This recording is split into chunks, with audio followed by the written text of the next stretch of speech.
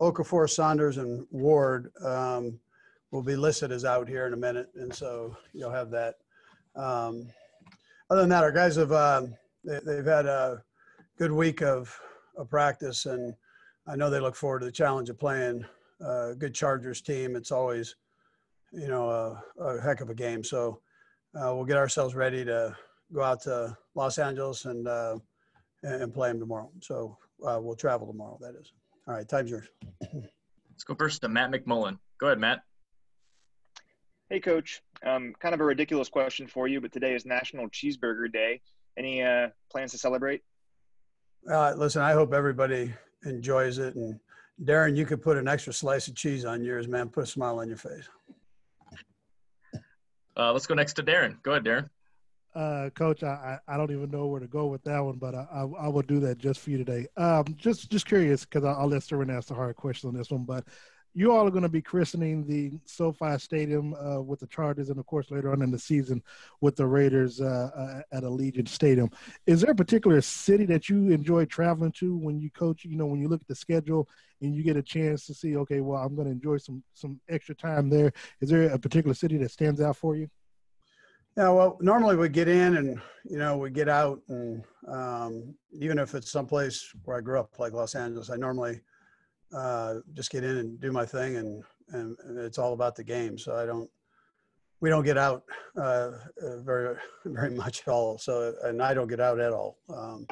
That's how I normally go. So, but listen, I don't mind going there, and I don't mind going to the other places. It's just that's where I'm in lockdown once I'm out there. Let's go next to Seren Petro. Go ahead, Seren. Coach, Patrick Mahomes, there was a lot of conversation early in the week about how, he was, and last week after the game about how he was, just taking what was given to him and going with the football where he needed to go.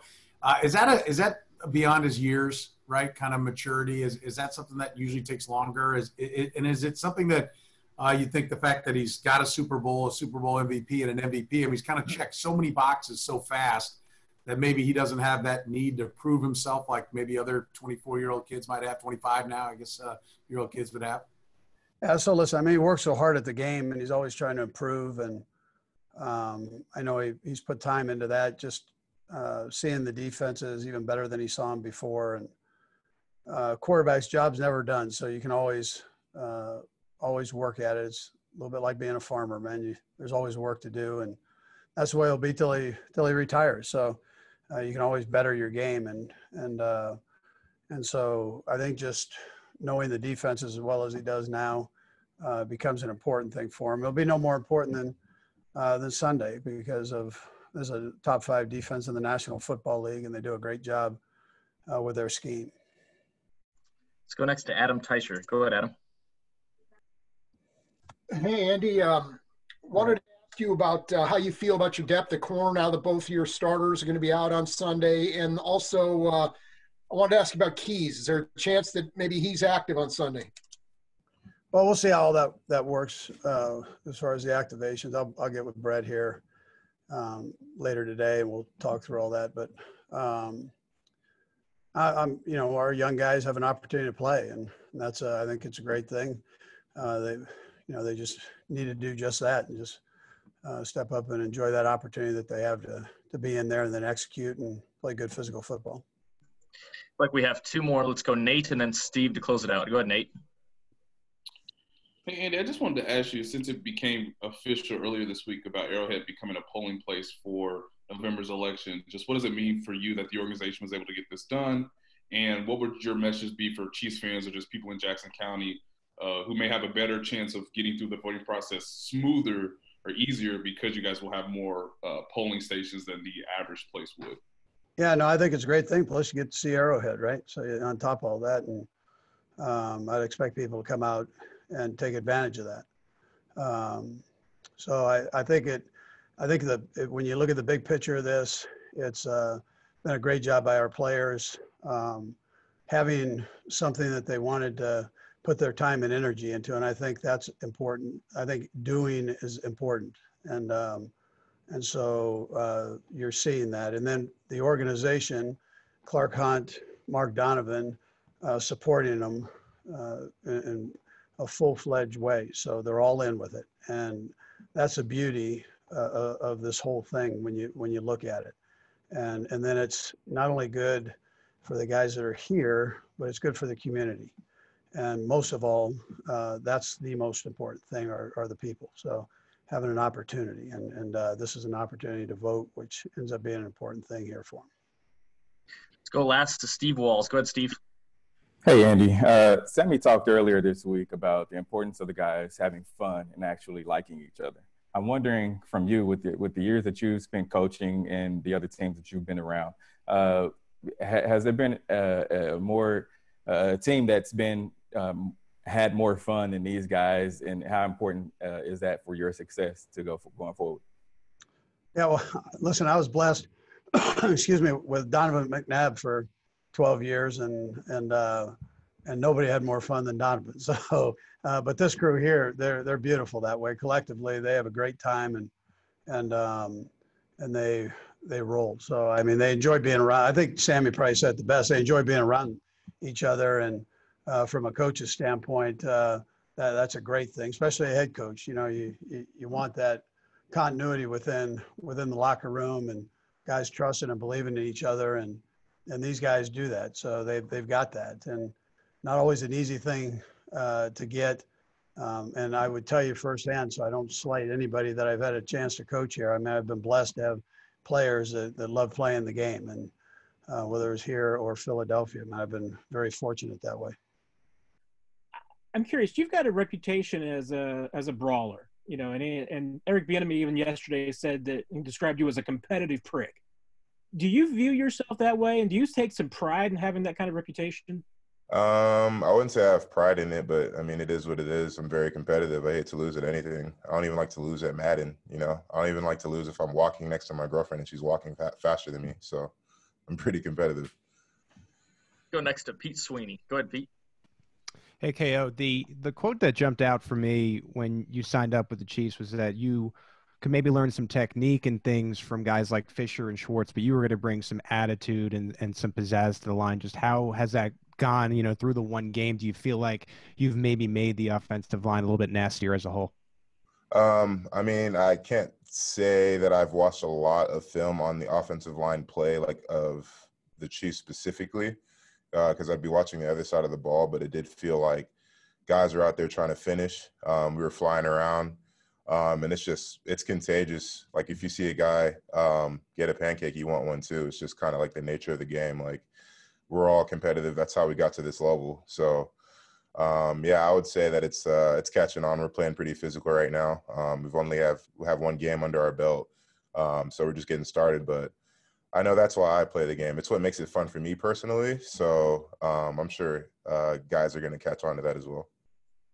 Let's go next to Nate Taylor. Go ahead, Nate. Hey, Kelechi, you mentioned in camp just the excitement that you had for the opportunity to play with Patrick. Now having one game to go through it, obviously looking at the film of where both of you guys can be better. Just what was the feeling like on Thursday, and what maybe you may look forward to the rest of the season? Yeah, it was pretty cool. I think we had a drive where, I don't know, I want to say we had like less than 40 seconds or something like that to score. We wanted to get some points before the half. And Fish looks at me in the huddle and he's like, watch this. And we were like pretty far back down there too. And we just drove it down the field, and the way he like managed the game, it was just like, I don't want to say effortless because we all know how hard he probably, you know, works off the field and studies, but it was pretty smooth. The operation was pretty smooth. It got up to the line smooth. Cadence was smooth. Like it just clicked and it gelled and it was fast. And before you know it, we scored right before the half. So that was like the first thing I've seen. It's only been one game, but I'm pretty excited having to see that, like how fast he's capable of scoring. That was pretty cool to see. Let's go next to Adam Teicher. Go ahead, Adam.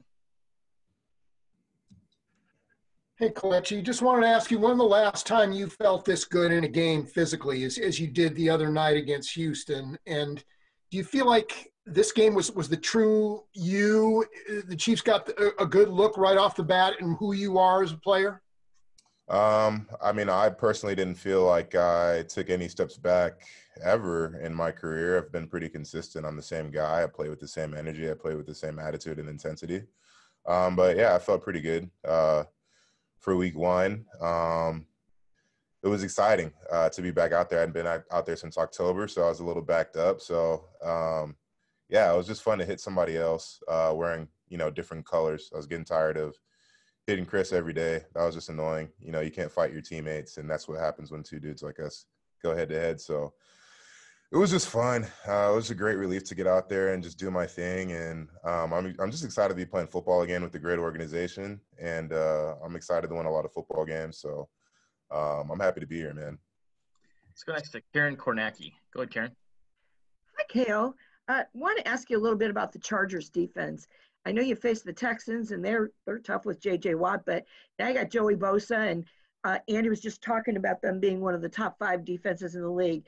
What do you see when you see them, and how exciting is it to play? Does that raise your level? Yeah, it's really exciting to play with a guy like Melvin Ingram and a guy like Joey Bosa. I think those are 2 really good football players. I've seen them over the years with when I was with the Raiders playing against them. So I've seen what they can do, the way that they can create pressure with 4-man front and allow guys to just kind of cover. Not a lot of teams can do that in the NFL. I definitely respect their game and respect their talent. Yeah, I guess you could say we are going to raise the bar in our protection and make sure we always have eyes on those 2 guys in particular. If we can get a guy that's free up and they're only rushing 4, you better believe that we're going to be there for our tackles. So respect their game, but we think we have good players too, and it's going to be a fun matchup. Looks like we've got 3 hands up. Let's go Harold, Soren, and then Matt. Go ahead, Harold. Hey, KO. I mean, it's apt initials you have, KO, and when you look at some of the film, you had a lot of wow moments out there. Did you kind of impress some of your other teammates because they didn't know what to expect from you being the first game under the lights with them as a unit? And also, how honored are you to be on a name with the competitive prick with Patrick Mahomes? Because there's only 2 guys, and you're one of them. How honored are you? Yeah, I'm especially if that's true. If there's only 2 of us, I'm definitely honored by that. EB's a hardcore guy, and he takes his football seriously, so that's definitely an honor. In terms of, what was your other question? I'm sorry. Just how, and you impressed your teammates because you had a lot of good pancakes out there. You really impressed them, had a few wow moments. I think that guys kind of know around the league, offensive line-wise, my style of play and the way that I play. So, like, coming in, I know Wiley made a comment to me that he loves that. He loves my attitude and the way that I play, and he likes to play similarly. But other than that, I think we all think we're good players. Everybody respects everybody's game. We're all trying to help each other out there. Everybody's trying to learn from each other. And everybody wants to be physical. Everybody wants to finish. Everybody wants to be a good teammate. Everybody wants to be accountable. But like I said, that's just the way that I play. Not everybody plays like that. That's not everybody's style of play. But, yeah, I think we all respect each other's style of play. Let's go with our last 2. We'll go Soren and then Matt. Go ahead, Soren. I'm curious what the reputation was of the Chiefs, what you knew of the Chiefs before you got here, and when you're looking around the league and talking to other guys, and what you thought it was, and then how it's maybe been exactly that, or the way it's been different. From what I've seen and what I know coming in, I knew that this was an outfit that could score at will. They score a lot of points on offense, generally win a lot of games because of that. Walking into the indoor facility, I remember looking up and seeing all the AFC championship banners in there, and it's pretty consistent. So just seeing like a tradition of excellence. There's a standard here. Everybody follows. It's accountability. It's hard work. And you kind of see why they're so successful. Just the amount of work that goes into studying in order to be able to grasp a playbook of this complexity, and just the standard of how we practice here. It's just at a very high level, and I'm sure we all work hard, we all prepare at a very high level in the NFL week in and week out. But being a part of this program, part of this organization, there's a certain bar that's been set. So it's nice to kind of be a part of that culture where every single person, whether you're a backup or a starter, is accountable to the work that they need to get done and to be able to play at a high level. So that's really cool to see. That's everything when it comes to like between the lines. What does I mean? And maybe organizations have no reps, as like all the off the field stuff and what it's like to be a part of that. Was there any part of that, or is that not really get talked around the league? I mean, you don't really talk about it. I guess you do among players. We talk about it, but we're not very, we're not tweeting about it or talking to outside sources about what goes on behind closed doors. But they do things right here, and it's great, and I like it. So go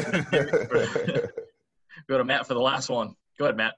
Hey, Kay, I'm curious. The Chiefs have a really close-knit locker room with guys, like to play basketball, video games, get together at guys' houses.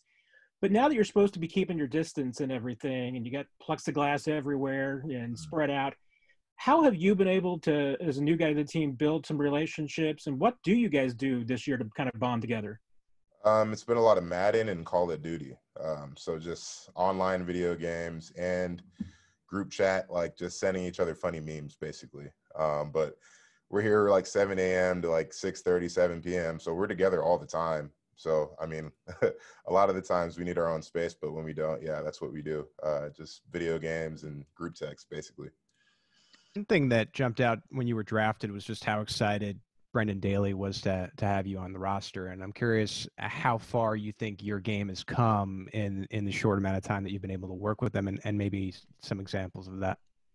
Yeah, Coach Daly is a great coach. He's been through this process with me since day one, whether it's teaching through the video format or doing on the field work. His teaching is always A1, and I've been able to adapt to his, techniques and how he wants things did. And I think he's a great coach, and he's an even better individual off the field. So I got a lot of love, a lot of respect for him already, and I only been out here for about a month. So let's go next to Herbie. Go ahead, Herbie. Hey, Mike, 2 questions here for you. When did you know, first off, last week, that you would be active for the season opener, and how did you prepare yourself for that debut? And then lastly, big Michigan presence there on the defensive line, Taco Charlton, and then obviously Frank Clark. How much are you picking their brains as you go into your rookie year? Well, for the first question, all I really did was just practice every day, come ready to practice every single day, do what I was supposed to do and, prepare the way I should have, I knew it was like the first week of the season opener, and it was real big and highly anticipated. But, I just came in, did what I had to do, and do what I was asked to do. Then for being with all the Michigan guys, yeah, of course I'm picking their brains. They've been in the league for some time. They got some experience under their belt. So whatever game or food for thought they can give me, I'm always picking at them.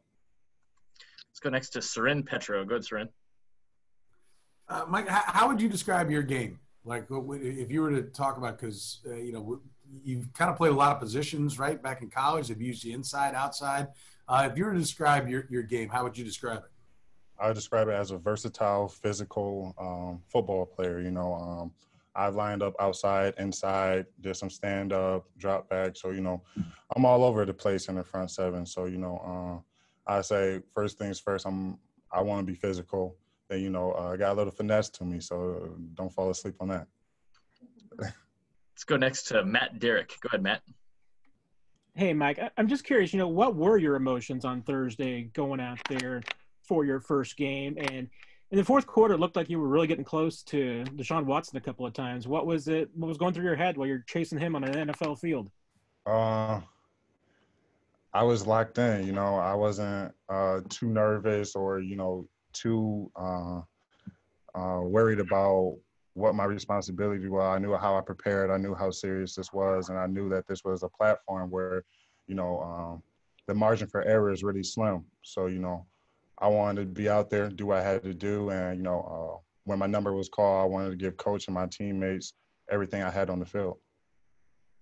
Looks like we've got one more hand up. Let's go to Matt McMullen to finish us off. Go ahead, Matt. Hey, Mike. So when you were first drafted, what you talked about was when you transferred from Central Michigan to Michigan, it helped. You wanted to feel like what the bigger step was. It would help your progression and get to the NFL. Did you feel like that helped you when you were out in the field on Thursday night? You feel like that jump helped you with the speed of the game at all? Absolutely. And I think one of the biggest part it helped me with was adapting to the new environment, you know, being able to adapt when flying bullets are, you know, flying at you. And I think that one leap, you know, was able to give me a little bit of boost, you know, kind of know what to expect being in a new environment with new players and being with a new scheme. All that kind of made me feel comfortable. So when I took this step to the NFL, I was able to, you know, to take the proper precaution to do what I had to do.